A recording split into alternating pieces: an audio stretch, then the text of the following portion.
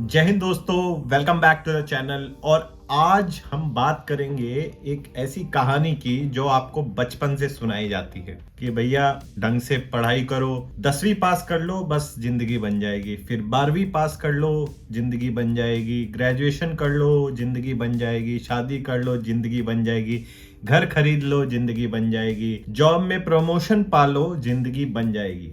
But ये जिंदगी कभी बनती नहीं। क्यों नहीं बनती, इसका हम रीजन समझेंगे। एग्जाम्पल के तौर पे डिटेल में एनालिसिस करेंगे। स्पेसिफिकली हम जॉब की बात करते हैं। आप जॉब में घुसते हैं, 9 to 5 अपना मेहनत करते हैं, अपना टाइम पर्सनल देते हैं इन रिटर्न ऑफ मनी। लेकिन उसमें भी आपको और ज्यादा मेहनत करते रहनी चाहिए, क्योंकि आप अगर नहीं करेंगे तो आपका प्रमोशन नहीं होगा, आप टॉप पे कैसे पहुंचेंगे और सैलरी कैसे बढ़ेगी। यहीं पे हम गलती कर बैठते हैं। क्यों? यहाँ पे एक बार एग्जाम्पल के तौर पे डिटेल में एक बार समझते हैं कैसे। तो अब आम तौर पे मान लीजिए कोई भी कंपनी है, एग्जाम्पल ले लेते हैं टाइटन का। टाइटन एक आप जानते हैं टाटा ग्रुप की एक कंपनी है। तो टाइटन में या किसी भी कंपनी में 3 तरीके के लोग हों। सबसे पहले होंगे वर्कर, जैसे हम और आप, नॉर्मल लोग जो एज अ फ्रेशर ज्वाइन करेंगे किसी कंपनी को। कोई भी आईटी कंपनी, कोई भी कंपनी हो सकती है, टाइटन का हमने यहाँ पे एग्जाम्पल लिया है। तो वो हो जाएंगे वर्कर जो कंपनी के लिए काम करते हैं, work in the company, they are working in the company. फिर उनके ऊपर होते हैं मैनेजर जो वर्किंग फॉर द कंपनी, या वो कंपनी के अंदर काम ना करके कंपनी के लिए काम कर रहे हैं। कैसे? क्योंकि उनका काम, जैसे अगर हम टाइटन का एग्जांपल ले तो वो टाइटन के शोरूम में खड़े होके सामान नहीं बेच रहे, वो कंपनी के लिए सोच रहे हैं कि कंपनी कैसे बढ़ाई जाए, बड़ी की जाए। जनरली जैसे आपके सीईओ, सीएफओ वगैरह होते हैं, ये कंपनी के लिए काम कर रहे हैं, कंपनी के अंदर काम नहीं। They are not working in the company, they are working for the company. अब ये जो वर्कर है ये 9 to 5 करता है, मैनेजर 9 to 5 करता है, लेकिन ये दोनों, वर्कर जो है मैनेजर को रिपोर्ट करता है। अब मैनेजर उसका बॉस है। मैनेजर भले ही सीईओ क्यों ना हो, उसका भी एक बॉस है, वो होता है ओनर, जो कंपनी को ओन करता है, जिसके पास शेयर होल्डिंग होती है, जो उस कंपनी के शेयर्स को ओन करता है, उसको ये सीईओ तक रिपोर्ट करता है। अब ये सोचने में लगता होगा कि यार सीईओ तो सबसे बड़ा एम्प्लॉय होता है कंपनी का, उसका बॉस कैसे हो सकता है? जी हाँ, उसका भी बॉस होता है, जो है कंपनी का ओनर, जिसके लिए वो कंपनी काम कर रही है। वो 9 to 5 नहीं जॉब कर रहा, वो एक बार शेयर्स खरीदता है और अपना चिल करता है। अब अगर हम इनकम की बात करें, कितना लोग कितना कमाते, अगर वर्कर की बात करें तो ये मैंने इंटरनेट से निकाला है। एवरेज टाइटन कंपनी में 3 लाख से शुरुआत होके, जो रिटेल सेल्स एसोसिएट, जो वहां पे आपके शोरूम में बंदा खड़ा होता है, टू मैनेजर, वो करीब 9 लाख रुपए जो है कमाता है। तो 3 से 9 लाख रुपए आप स्टोर में, फिर क्या होगा कि स्टोर से ऊपर कहाँ, हेडक्वार्टर में आप होंगे, जहां पे आप various department, finance, operations, marketing वगैरह में काम कर रहे होंगे, वहां पे आप वीपी वगैरह बन जाएंगे।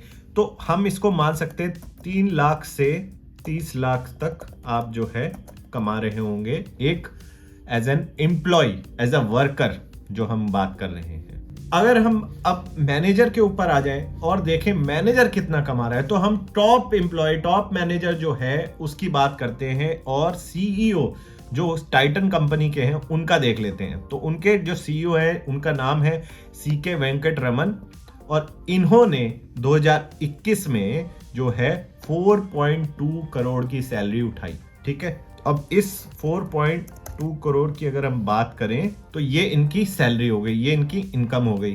ठीक है, तो टॉप सीईओ की सैलरी हो गई 4.2 करोड़। तो 3 से 8 लाख से अगर एक फ्रेशर शुरुआत करता है कंपनी में, वो 10 लाख तक जाएगा एज अ स्टोर मैनेजर, फिर उसके बाद हेडक्वार्टर में चला जाएगा, वहां 30 लाख तक, ऑलमोस्ट 30-35 लाख भी हो सकता है, वहां तक कमाएगा। और उसके बाद मैनेजर जो है, जो टॉप मैनेजर है, जो सीईओ है, वो कमा रहा है 4.2 करोड़। लेकिन अगर मैं यहाँ पे ओनर की अगर आपको इनकम बताऊं तो आप हैरान हो जाएंगे। तो इसके लिए हम एग्जाम्पल ले लेते हैं ओनर, क्योंकि काफी सारे ओनर है, जो भी टाइटन का शेयर ओन करता है वो ओनर हो गया। लेकिन हम एग्जाम्पल लेते हैं एक बड़े शेयर होल्डर, जिसका नाम आप जानते होंगे, वो है मिस्टर राकेश झुनझुनवाला, लेट राकेश झुनझुनवाला। उनकी 2021 में जो इनकम थी टाइटन के शेयर ओन करने से, वो थी 34 करोड़। 34 करोड़। अब ये आपको देख के पता चल रहा होगा कि क्या फर्क है वर्कर, मैनेजर और ओनर। वर्कर और मैनेजर दोनों 9 to 5 की जॉब कर रहे हैं, जाके अपना वर्क करते हैं, हार्ड वर्क करते हैं। किसके लिए? ओनर के लिए। ओनर 9 to 5 जॉब भी नहीं करता, वो सिर्फ एक बार शेयर्स उसने खरीद लिए, वो अपना अलग दूसरा कहीं पैसा कमाने में बिजी है। और ये 34 करोड़ सिर्फ और सिर्फ डिविडेंड से उसकी इनकम आ रही। तो यहाँ पे समझ आ जाता है कितना इंपॉर्टेंट है कि आप प्रमोशन के पीछे भागे या ओनर बनने के पीछे भागे। साफ नजर आ रहा है, डेटा है, ये मैंने आपके सामने निकाला है, कोई मनगढ़ंत डेटा नहीं है, ये सामने सामने आपके डेटा निकाला हुआ है, जिसमें आप देख सकते हैं कितना फर्क है। और यही नहीं, अगर हम टैक्स की बात करें, टैक्स आज के टाइम पे 3 से 30 लाख अगर देखें तो मैक्सिमम जो है 30% टैक्स यहाँ पे देगा बंदा, ठीक है, क्योंकि 30 लाख वाला जो होगा वो 30% इनकम टैक्स देगा। मैनेजर की अगर बात करें तो 1 करोड़ से ऊपर की इनकम है तो ऑलमोस्ट 42% का उसका जो है इनकम टैक्स हो जाएगा। तो और यहाँ पे ओनर की अगर हम बात करेंगे ना तो क्या होगा, आपको जान के हैरानी हो जाएगी। तो वर्कर दे रहा है 30% इनकम टैक्स यहाँ लिख देते हैं इनकम टैक्स, और जो है आपका मैनेजर दे रहा है 42%। और ओनर की अगर हम बात करें तो 2021 से पहले ये 0% था, 0%, क्योंकि पहले डिविडेंड डिस्ट्रीब्यूशन टैक्स लगता था जो आपके इनकम पे नहीं लगता था, वो कंपनी देती थी, और वो था 15%। यानी कि जो कंपनी अपने डिविडेंड डिस्ट्रीब्यूट करने वाली है वो पहले लगता था सिर्फ और सिर्फ 15% डिविडेंड डिस्ट्रीब्यूशन टैक्स, ये था। अब लेकिन ये चेंज हो गया है, अभी ये आपका सेम जो आपकी इनकम टैक्स ब्रैकेट जो है आपका उसमें आ जाएगा। तो टैक्स में भी आप देख सकते हैं किस तरह से अलग अलग सिनेरियो हैं और आपको कहां पे सबसे ज्यादा फायदा है। ये छोटा सा एक एग्जांपल मैंने आपको सिर्फ ये देने के लिए समझाया था कि कौन से फेज में आपको क्या करना चाहिए। अगर आप प्रमोशन के लिए भागेंगे तो आप मैक्सिमम मैनेजर यानी कि सीईओ बन सकते हैं, वहां पे भी आपकी 4.2 करोड़ है। इनफैक्ट ये 4.2 करोड़ में से कुछ percentage I am sure stocks के फॉर्म में होगा, कैश नहीं होगा।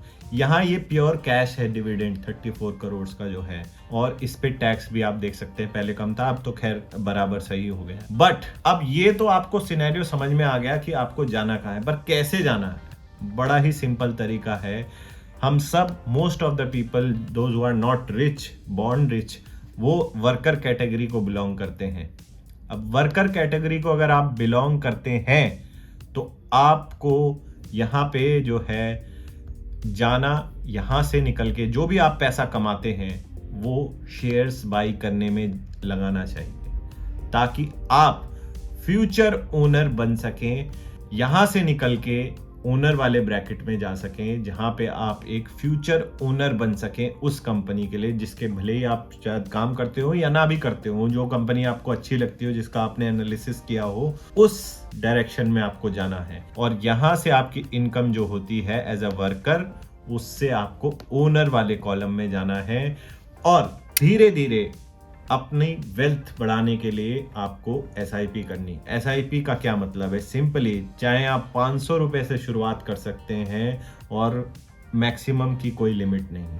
हर महीने कुछ पोर्शन अपनी इनकम का शेयर्स खरीदने में लगाइए, अच्छी कंपनी के, जो आगे आपको लगता है फ्यूचर में अच्छा कर सकती है, जिसके ऊपर ज़्यादा डेट नहीं यानी कर्जा नहीं है, जिसकी परफॉर्मेंस पुराने समय में अच्छी रही है और आने वाले में समय में भी आपको लगता है कंटिन्यू रहेगी, जिसके मैनेजर जैसे कि सीईओ, प्रमोटर्स अच्छे लोग हैं, जो कॉम्पिटेंट लोग हैं, जो ऑनेस्ट लोग हैं। ऐसी कंपनीज के अगर आप शेयर्स खरीदेंगे तो आप भी इस 9 to 5 के गेम से निकल के एज एन ओनर कॉलम में जा सकते हैं। यही एक छोटा सा मैसेज मुझे देना था इस वीडियो में, और अगर आपको ये अच्छा लगा, पसंद आया, समझ में आया, तो आप इसको लाइक करें और कमेंट्स में अपने डाउट्स पूछ सकते हैं। My name is captain Shashank. Thank you for watching. जय हिंद।